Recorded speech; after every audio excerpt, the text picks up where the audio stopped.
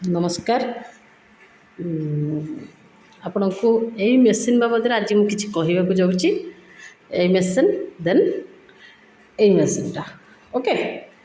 ଆପଣ ଏଇଟା ଦେଖନ୍ତୁ, ଏଇଟା ଗୋଟେ ଏଲ୍ଇଡି ଗୋଟେ ଲଗା ହେଇଛି ହେଲା।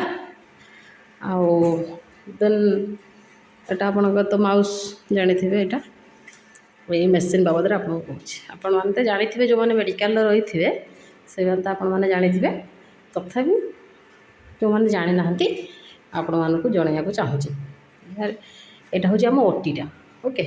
ଆଉ ଯେଉଁ ମେସିନ୍ ସବୁ ଅଲଗା ରହିଲା, ଏ ମେସିନ୍ ତା ବିଷୟରେ ଆମେ ପଛରେ କଥା ହେବା। ଆଜି ଆମର ଟପିକ୍ ହେଉଛି ଏଇ ମେସିନ୍ ଦୁଇଟା, ଆର ୱାର୍କ କ'ଣ ଆଉ ମେସିନ୍ ନାଁ କ'ଣ, ସେ ବାବଦରେ ଆମେ କଥା ହେବା ଓକେ।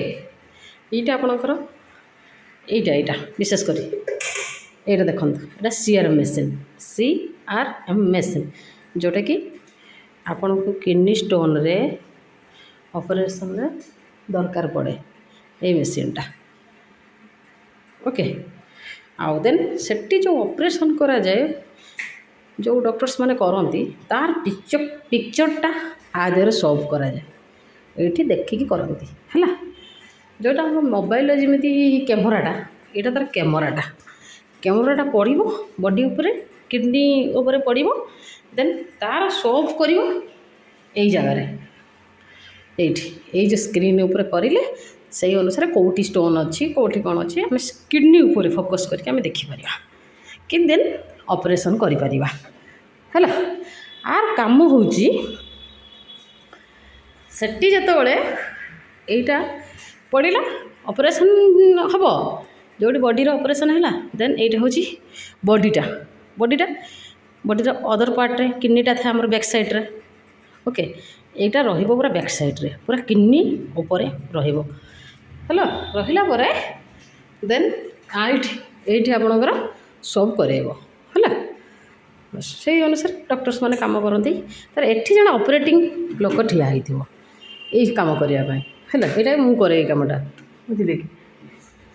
ଏଇଠି ଦେଖନ୍ତୁ, ଆପଣଙ୍କୁ ଦେଖାଇ ଦେଉଛି। ଏଇ ଯେ କ୍ରସର୍ଟାକୁ ଅନେଇଥିବେ, ନ୍ୟୁ ପେସେଣ୍ଟ, ନୂଆ ପେସେଣ୍ଟଙ୍କର ନାଁ ରହିଲା ଏଠି, ନ୍ୟୁ ପେସେଣ୍ଟ ଲେଖା ହେବ। ପେସେଣ୍ଟ ନାଁ ରହିଲା ଏଠି, ଏଇଟା ଏମର୍ଜେନ୍ସି ଲେଖା ହେବ।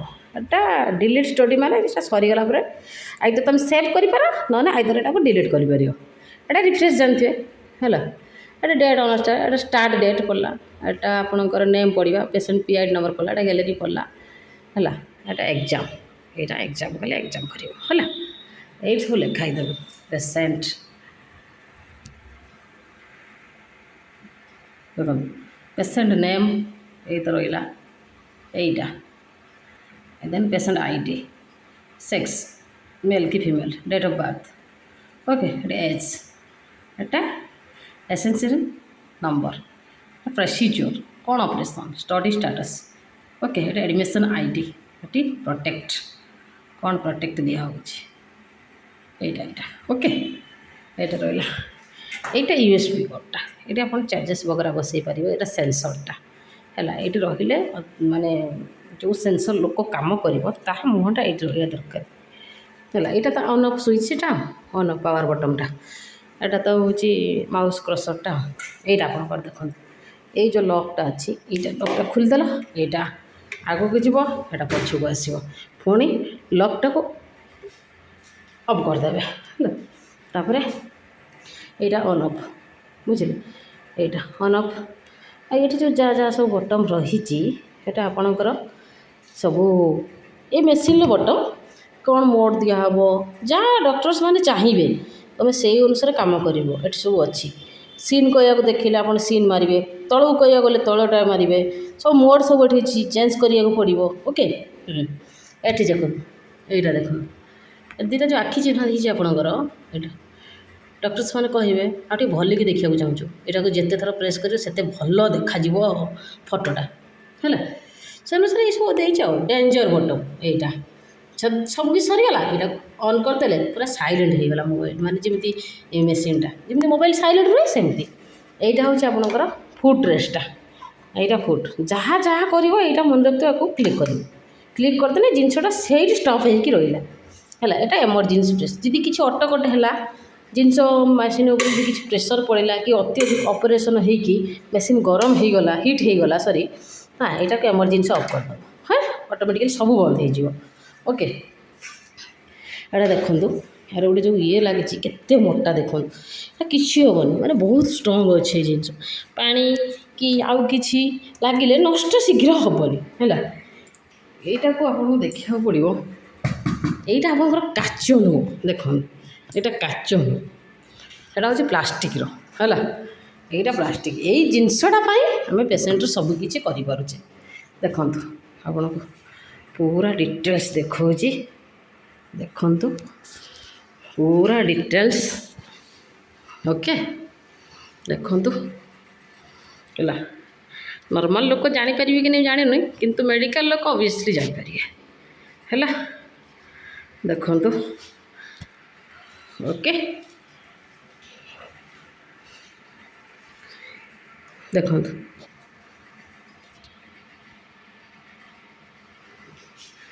ସୁନ୍ଦର ଭାବରେ ଏବେ ଆସିଲା ଆପଣଙ୍କର ଭିଡ଼ିଓଟା ଦେଖନ୍ତୁ। ଏଇ ମେସିନ୍ ପାଇଁ ଆମେ ଗୋଟେ ପେସେଣ୍ଟର କିଡ଼ନୀ ଷ୍ଟୋନ୍ ଅପରେସନ୍ କରିପାରୁଛେ ଓକେ। ଆଉ ୟୁରେଟେରିକ୍ ଷ୍ଟୋନ୍ ଅପରେସନ୍ TURP ଅପରେସନ୍ ଦେନ୍ କି ଆପଣଙ୍କର ପ୍ରୋଷ୍ଟେଟ୍ ଅପରେସନ୍ ଯେଉଁଥିରେ କି ଆମର ଏଇଟାର ସକ୍ସେସଫୁଲ୍ ହେଇପାରୁଛି। ଏଇ ମେସିନ୍ର ତ କଷ୍ଟ ବହୁତ କିଛି ପଇସା ଆଉ ମୁଁ ତ ଜାଣିନି ମାନେ ସିରିୟସଲି କହୁଛି ପରଫେକ୍ଟ ଜାଣିନି କେତେ ପଇସା ମେ ବି 10 lakhs ଭଳିଆ ହେଇଥିବ ଓକେ 10 lakhs 20 lakhs ଭଳିଆ ହେଇଥିବ। ତଥାପି ମୁଁ ବୁଝିକି ଆପଣଙ୍କୁ ମୁଁ କହିବି ଦିନେ ଆଉ ଦିନେ ଗୋଟେ ଭିଡ଼ିଓରେ ଆଣିବା କଥା ହେବା ଡକ୍ଟରଙ୍କ ସହିତ ଓକେ। ଦେଖନ୍ତୁ କେତେ ସୁନ୍ଦର ଭାବରେ ମେସିନ୍ଟା ଆସୁଛି ଆଉ ଏଇ ମେସିନ୍ ହିଁ ପାଇଁ ଆମେ ଡିଟେଲ୍ସ ପେସେଣ୍ଟମାନଙ୍କର ଜାଣିପାରୁଛେ ଠିକ୍ରେ ଅପରେସନ୍ କରିପାରୁଛେ ଓକେ।